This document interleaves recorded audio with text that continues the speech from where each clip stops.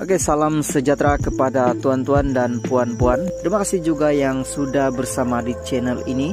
Dan bagi mereka yang belum subscribe channel ini, sila subscribe dan like dan komen, share supaya Anda tidak akan ketinggalan info-info menarik yang ada di channel ini. Berita hari ini saya mengungsikan kepada Anda daripada Sinar Harian. Tidak apa, kita dengarlah pandangan Ismail Sabri Anwar. Bukit Martajam, Perdana Menteri Datuk Seri Anwar Ibrahim berkata, kerajaan sememangnya menumbuhkan usaha mencari penyelesaian bagi menurunkan harga bahan mentah.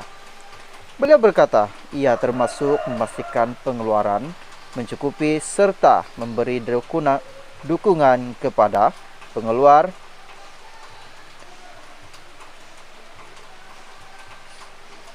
domestik bagi produk telur, ayam, dan sayuran. Anwar mengulas mengenai kenyataan bekas Perdana Menteri Datuk Seri Ismail Sabri Yaakob yang menyuruh kerajaan mencari jalan penyelesaian untuk menurunkan harga bahan mentah. Tidak apa, kita dengarlah pandangan dia, Ismail Sabri. Saya pun mahu banding sebulan setengah menteri berkenaan yang bekerja itu. Kalau saya bandingkan, saya boleh akui yang dilakukan sekarang lebih bersungguh-sungguh, katanya kepada pemberita selepas menghadiri majlis kenduri rakyat di kampung halamannya di sini pada malam Isnin. Terdahulu dalam ucapannya pada majlis itu, Anwar berkata dalam masa singkat sejak beliau dilantik sebagai Perdana Menteri, kehadiran pelaburan antarabangsa dari Eropah, China, dan Amerika Syarikat di Malaysia lebih jauh lebih memberangsangkan dari tahun-tahun sebelum ini. Syukur, dengan keyakinan ini, ringgit telah mengkukuh kalau mata wang kita jatuh. Ini akan menyebabkan kos import tertinggi dan meningkatkan harga barang. Apabila harga barang naik termasuk harga makanan, ini akan membebankan rakyat, katanya. Sementara itu, Perdana Menteri berkata, bajet 2023 yang akan dibentangkan semula pada 24 Februari ini akan menyentuh sektor pendigitalan, dan pertanian modern dalam usaha memastikan ekonomi negara kekal mapan.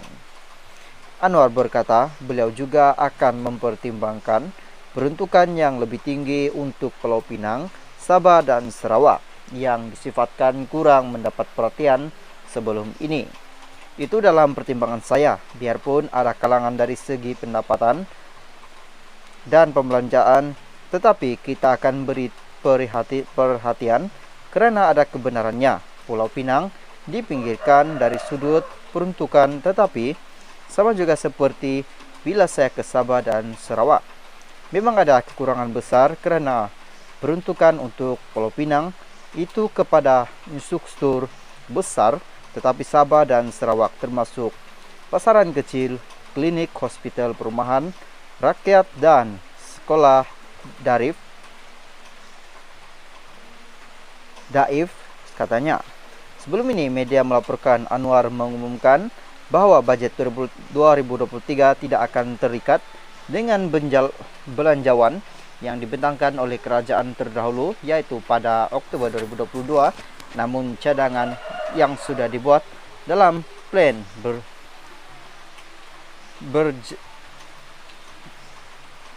belanjawan terdahulu akan tetap diambil kira dalam pengkarangan bajet yang baru ini bernama. Berita hari ini saya mengungsikan kepada Anda daripada Sinar Harian. Tidak apa, kita dengarlah pandangan Ismail Sabri Anwar. Bukit Martajam, Perdana Menteri Datuk Seri Anwar Ibrahim berkata, kerajaan sememangnya menumbuhkan usaha mencari penyelesaian bagi menurunkan harga bahan mentah. Beliau berkata, ia termasuk memastikan pengeluaran mencukupi serta memberi dukungan kepada pengeluar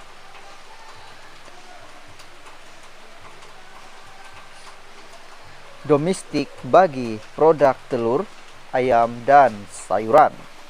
Anwar mengulas mengenai kenyataan bekas Perdana Menteri Datuk Seri Ismail Sabri Yaakob yang menyuruh kerajaan mencari jalan penyelesaian untuk menurunkan harga bahan mentah.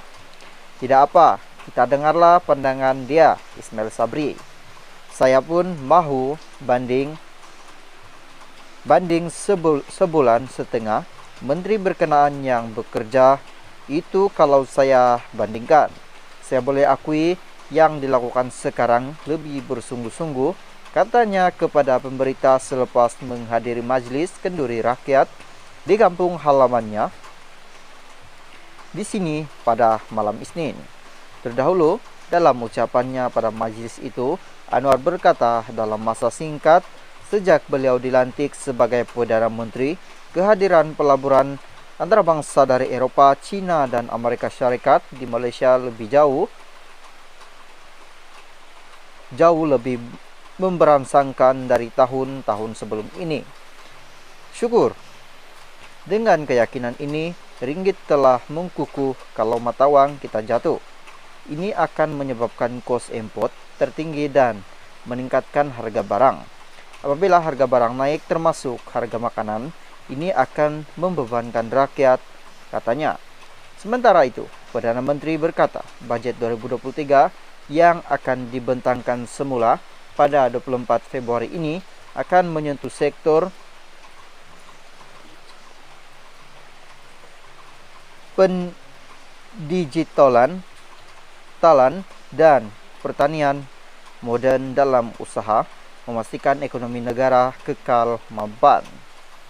Anwar berkata, beliau juga akan mempertimbangkan peruntukan yang lebih tinggi untuk Pulau Pinang, Sabah, dan Sarawak yang disifatkan kurang mendapat perhatian sebelum ini.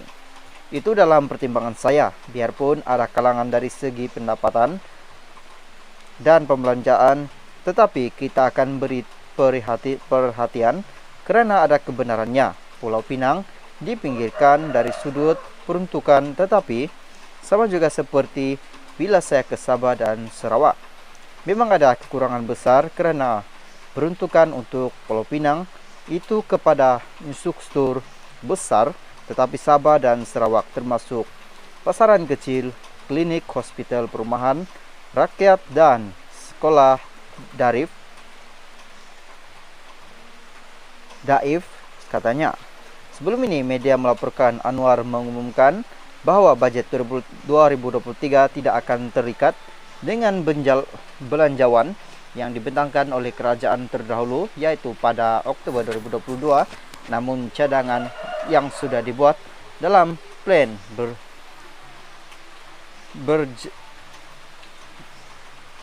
belanjawan terdahulu akan tetap diambil kira dalam pengkarangan bajet yang baru ini bernama.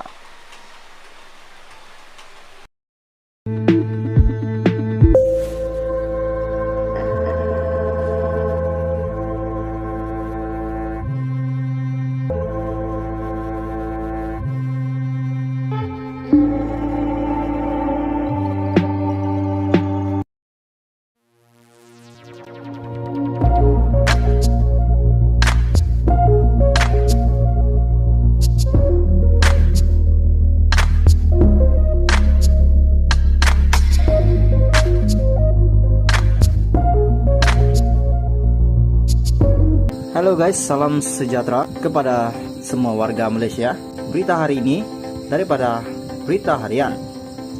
Muhyiddin dakwa BNPH ada rancangan sulit bentuk kerajaan. Kuala Lumpur, Pengurusi Pakatan Nasional BN Tan Sri Muhyiddin Yassin mendakwa Barisan Nasional BN dan Pakatan Harapan mempunyai perancangan sulit untuk bergabung membentuk kerajaan selepas PRU 15. Penyandang kerusi Parlimen Pago itu mengajak rakyat tidak membenarkan dua parti berkenaan kembali berkuasa selepas PRU nanti. Saya tegaskan, jika kita tidak keluar mengundi, kita seolah-olah memberi hak kepada seorang yang tidak layak untuk memerintah negara. Kita tidak boleh membiarkan BN dan PH